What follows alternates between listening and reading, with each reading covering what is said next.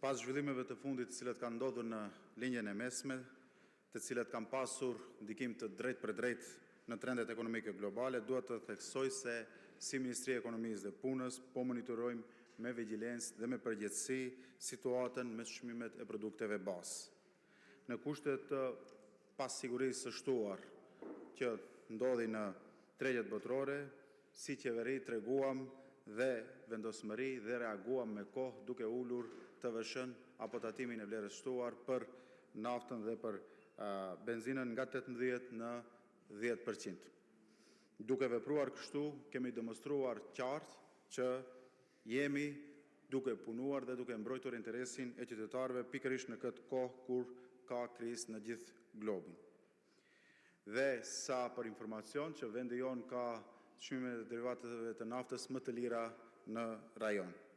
Jemi të vetëdijshëm që si një vend që kemi varësi të lartë nga importi, kemi 70% import të produkteve të ushqimore bazë dhe jemi të ekspozuar apo direkt ndikohemi nga çmimet të cilët i caktojnë vendet në të cilët i importojmë ata produkte ushqimore. Kjo është edhe arsye pse si Ministri jemi të përgatitur të ndërhyjmë me masa konkrete në qoftë se do të ketë rritje të pajustifikueshme të çmimeve të produkteve ushqimore bazë. Nuk do të lejojmë presionet e pajustifikuara qoftë nga prodhuesi, distributorët apo tregtarët të ndodhin.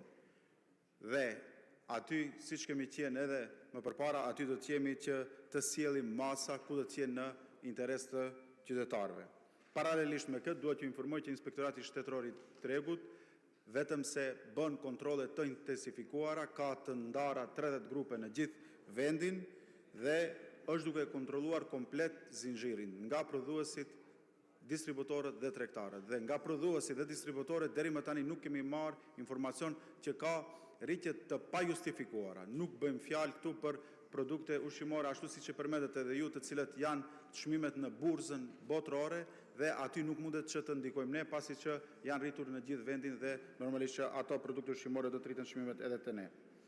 Me kontrollet që i bëjmë, po e dërgojmë mesazh të qartë që nuk do të ketë tolerancë dhe nuk do të ketë rritje të pajustifikuar të marzhës së fitimit nga tregtarët.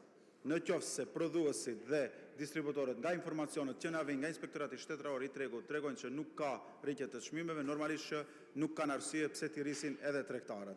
Dhe në qoftë se do të ketë një informacion të tillë dhe në qoftë se do të më rri deri unë, aty jemi që të ndërmarrim hapat e radhës dhe të sjellim masa ku do të jemi në mbrojtje të qytetarëve. Në këtë drejtim, dua të theksoj që politikat që kemi zbatuar deri më tani, vetëm për 2 muajt e parë të vitit 2026, po ashtu edhe në këtë muaj, inflacioni ka rënë ndër 3%, në vendin tonë është 2.9% dhe për çdo ditë jemi në monitorim të situatës. Për më tepër, çmimet me pakicë janë rritur për 1.5 deri në 2% çmimet e produkteve ushqimore të cilat janë me pakicë, që është ndër 2%. Ndërsa inflacioni në vendin tonë nuk arrin as 3%. Nuk pretendojmë që situata është ideale, por është fakt se në një periudhë relativisht të shkurtër kemi arritur të stabilizojmë ekonominë dhe të krijojmë bazë për zhvillim të mëtejshëm.